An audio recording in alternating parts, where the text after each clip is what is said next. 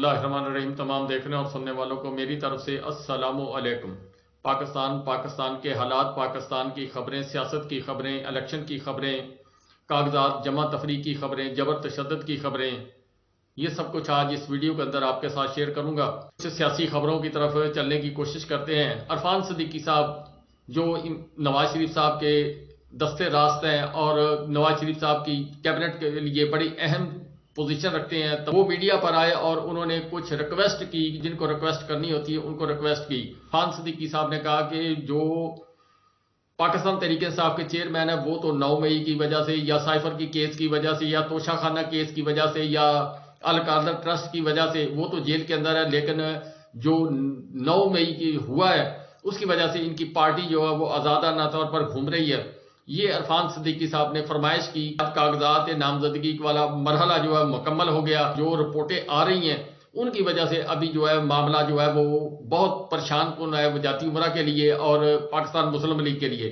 تو اب آوازیں لگانا شروع ہو گئے کہ اس پارٹی کو کسی نہ کسی طریقے سے جو ہے بین کیا جائے۔ اسی طرح جوید لطیف صاحب وہ بھی میدان میں آئے اور انہوں نے بھی یہی فرمائش کی۔ 9 مئی جو ہے وہ شاید ادارے جو ہیں وہ بھول گئے ہیں، مطلب یہ ہے کہ وہ جو 110 لوگ ان کے پاس ہیں وہ ان کا ٹرائل کر رہے ہیں، لیکن جو پارٹی ہے اس پر پابندی نہیں لگا رہے۔ پارٹی پر پابندی لگائی جائے، اس کے بعد پیپلز پارٹی کو راستے سے صاف کیا جائے اور باقی جو پارٹیاں جو راستے کی رکاوٹ ہے اس کو صاف کیا جائے اور ہمیں کھلا میدان دیا جائے۔ کاغذات نامزدگی کا مرحلہ جو ہے وہ مکمل ہو گیا۔ جبر تشدد، مار پیٹ، پکڑ دھکڑ اور اس کے علاوہ پاکستان تحریک انصاف کو ہر طریقے سے روکنے کی کوشش کی گئی، ہر طریقے سے ان کے اوپر جو ہے قدغن لگانے کی کوشش کی گئی، لیکن 90% جو ہے وہ پاکستان تحریک انصاف جو کامیاب ہو گئی۔ جو بڑے برج تھے ان میں سے تقریباً 60% لوگ جو ہیں وہ اپنے کاغذات نامزدگی جمع کروانے میں کامیاب ہو گئے۔ کچھ لوگ جو ہیں وہ رہ گئے ہیں، ان کی کچھ تفصیلات آپ کے ساتھ شیئر کرتا ہوں، لیکن جو کچھ ہوا وہ بڑا افسوسناک ہوا۔ جس طریقے سے یہ سارا معاملات ہینڈل ہوئے ہیں، اس کے اوپر جو پنجاب کے الیکشن کمشنر صاحب ہیں انہوں نے ایک لیٹر ایشو کیا آئی جی صاحب کے نام پہ، دیگر اداروں کے نام پہ، اور اس کے علاوہ نگران حکومت جو ہے پنجاب کی اس کے نام پر لیٹر جو ایشو کیا۔ انہوں نے کہا 3 لیٹر انہوں نے ایشو کیے۔ انہوں نے کہا کہ جو کچھ پنجاب پولیس یہاں پر کر رہی ہے اس سے جو ہے الیکشن وہ متاثر ہوں گے اور صاف شفاف الیکشن کا جو ہے معاملہ وہ گڑبڑ ہوگا۔ یہ پہلے ویڈیو دیکھیں۔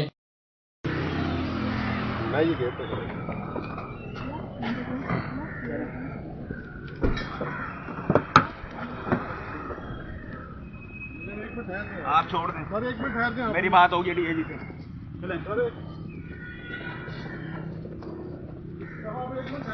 آپ ڈی اے جی سے بات کریں۔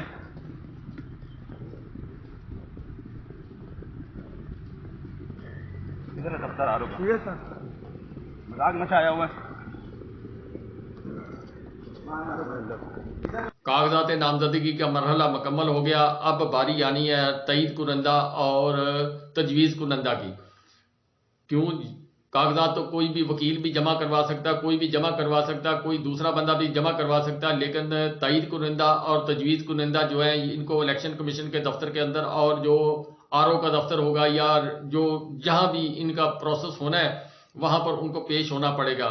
اب سب سے بڑا جو خطرہ ہے وہ پاکستان تحریک انصاف کے لیے جو تجویز کنندہ اور تائید کنندہ ان کا دفاع کرنا جو ہے وہ کینڈیڈیٹ سے بھی زیادہ ضروری ہو گیا۔ کینڈیڈیٹ ہو نہ ہو اس سے کوئی فرق نہیں پڑتا، تجویز کنندہ تائید کنندہ کا ہونا بہت لازمی ہے، ورنہ پھر وہ کاغذات جو ہیں وہ ریجیکٹ ہو جائیں گے۔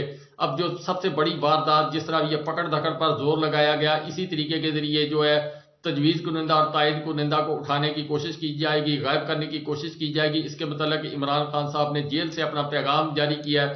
انہوں نے اپنے وکلاء کے ذریعے جو پیغام دیا، انہوں نے کہا کہ سب سے زیادہ جو حفاظت کی جائے وہ تجویز کنندہ اور تائید کنندہ کی جائے۔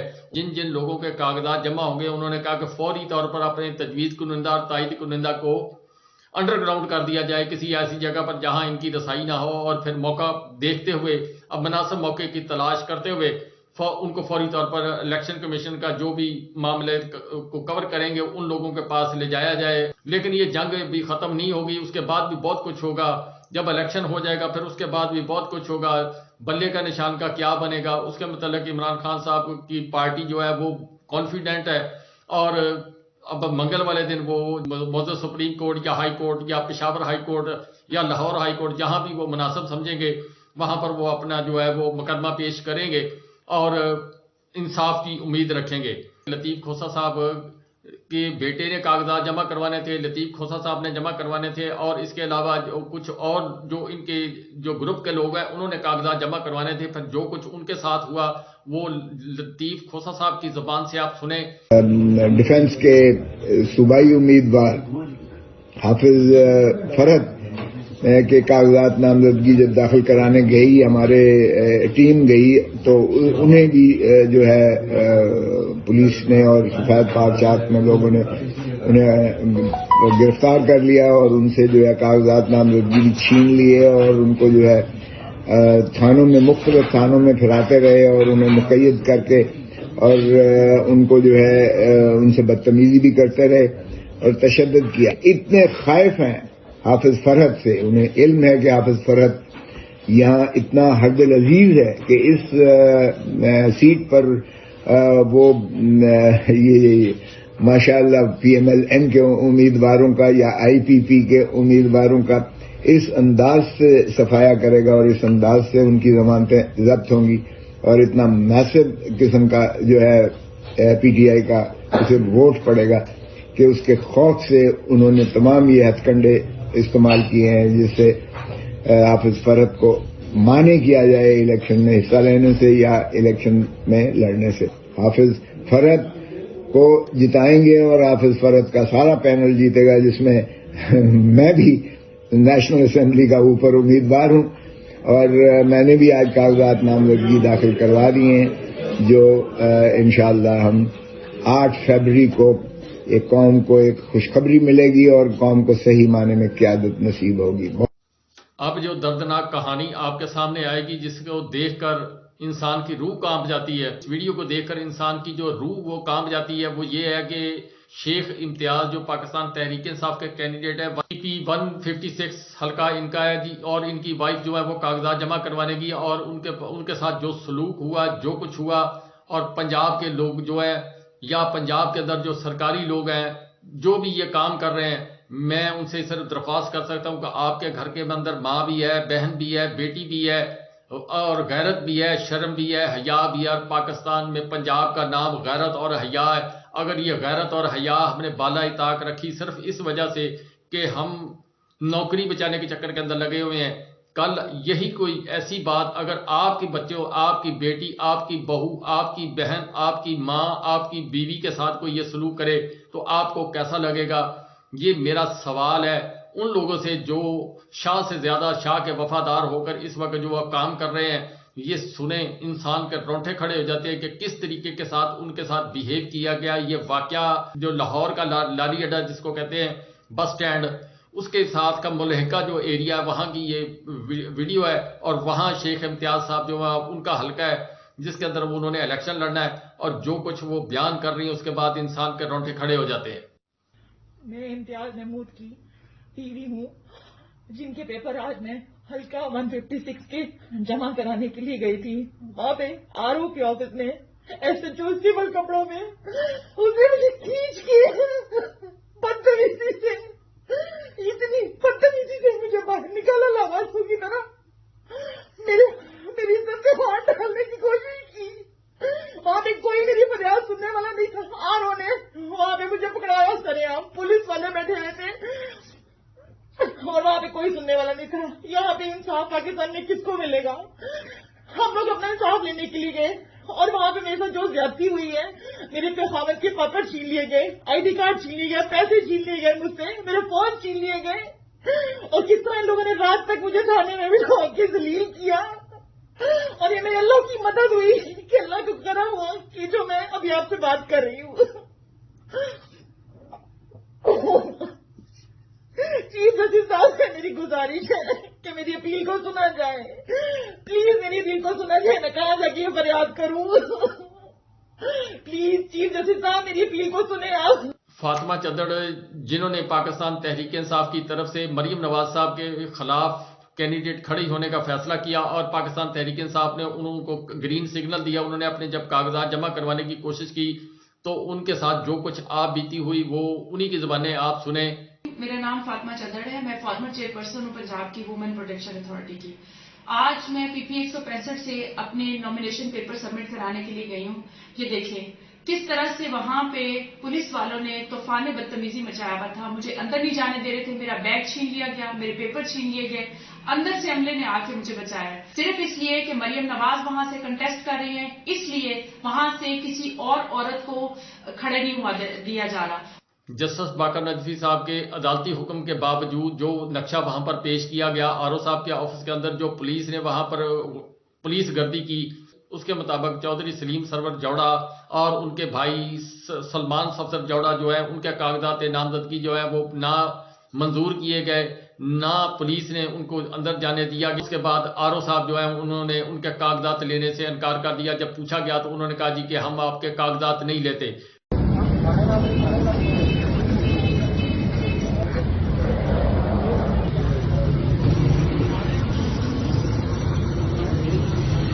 این اے 129 جو حماد اظہر صاحب کا ایریا ہے, وہاں پر جو کوئی مناظر پیش ہوئے ہیں, غلام مصطفیٰ ڈوگر ایک آر او صاحب ہیں, وہ انہوں نے حماد اظہر صاحب کے کاغذات لینے سے انکار کر دیا. پولیس نے وہاں پر راستہ روکنے کی کوشش کی.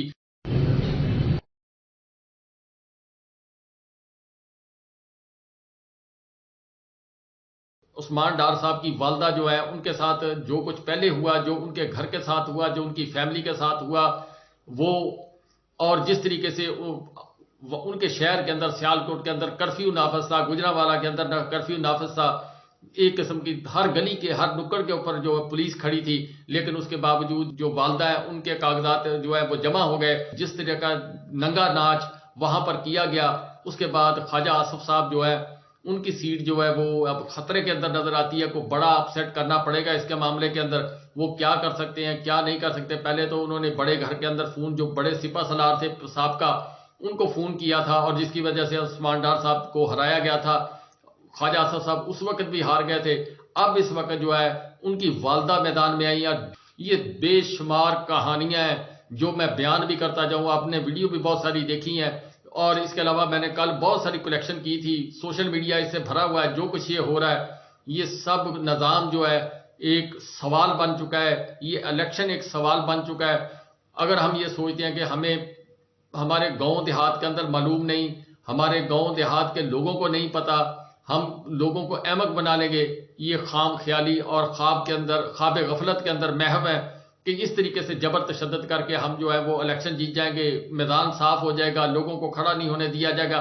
پاکستان تحریک انصاف جس کے خلاف یہ سارا نظام دین جو کام کر رہا ہے, اس کے باوجود پاکستان تحریک انصاف جو ہے وہ اپنے 90% جو کینڈیڈیٹ ہیں ان کے کاغذات جمع کروانے میں کامیاب ہو گئے. بہت سارے آزاد لوگ ہیں وہ جو ہڈن ہیں ابھی سامنے نہیں آئیں گے, اور اسی طرح بے شمار آدمی جو ہے پائپ لائن کے اندر موجود ہیں جنہوں نے کاغذات نامزدگی جمع کرا دیے ہیں, لیکن وہ انتظار کریں گے مناسب وقت کا, پھر اس کے بعد جمپ کریں گے پاکستان تحریک انصاف کی طرف. جس وقت یہ معاملات جو ہیں کچھ کورٹ کے فیصلے آ جائیں گے, اب یہ کھیل شروع ہونے والا منگل سے, اب یہ کھیل شروع ہوگا, عدالتی کارروائی شروع ہوگی. اس کے اندر پاکستان تحریک انصاف کی پٹیشن بھی ہے. عمران خان صاحب نے ایک پٹیشن بھیجی تھی, وہ جو رجسٹرار صاحب ہیں انہوں نے اعتراض لگا کر قاضی فائز عیسیٰ صاحب کے نام جو لکھی تھی اور اس کو واپس کر دیا. اسی طرح یہ کیس پشاور ہائی کورٹ کے اندر بھی لگا ہوا ہے, اور اس کے علاوہ لاہور اور اسلام آباد جو ہے وہاں پر بھی پاکستان تحریک انصاف جو ہے وہ کام کرے گی. چودھری نثار علی خان صاحب جو ڈھکا چھپا نامنی, جو پاکستان مسلم لیگ کے بڑے رہنماؤں میں شامل تھے, پھر پاکستان مسلم لیگ سے ان کی راہیں جدا ہوئیں, اور پھر اس کے بعد معاملات جو ہے وہ ان کے خراب ہو گئے. جس طرح آج کل خاقان عباسی صاحب نے راہیں جدا کر لی ہیں, مصطفیٰ نواز کھوکھر صاحب جو ہے انہوں نے پیپل پارٹی سے راہیں جدا کر لی ہیں, اور اعتزاز احسن صاحب وہ بھی خاموش ہیں. یہ سب وہ لوگ ہیں جس کی خواہش عمران خان صاحب رکھتے ہیں. اور چودھری نثار علی خان صاحب نے آج اپنے کاغذات, چودھری غلام سرور صاحب جو کبھی پاکستان تحریک انصاف میں ہوتے تھے, پھر پریس کانفرنس والی مشین میں نہائے اور پاکستان تحریک انصاف چھوڑ کر چلے گئے. آج چودھری نثار علی خان صاحب نے ان کے حلقے کے اندر اپنے کاغذات جمع کروائے. اور چودھری نثار علی خان صاحب, جناب شاہد خاقان عباسی صاحب, مصطفیٰ نواز کھوکھر صاحب, مفتاح اسماعیل صاحب, اس کے علاوہ اعتزاز احسن صاحب، کچھ اور پاکستان پیپلز پارٹی کے بڑے نام ہیں. یہ معاملات کدھر کو جائیں گے؟